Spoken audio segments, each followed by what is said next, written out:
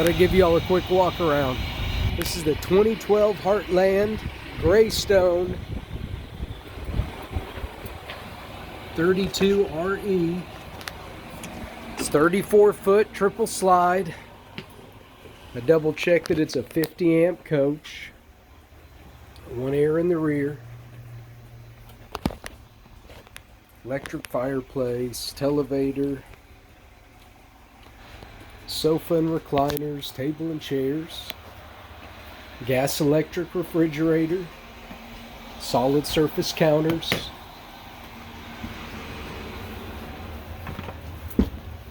We could put the second AC right there above the bed.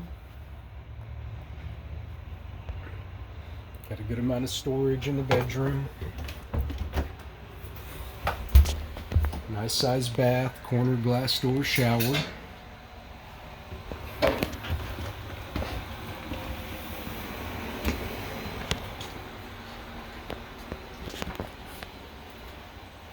It's a nice fifth wheel. It's a lot prettier inside than it is outside. If y'all got any questions, get a hold of me anytime.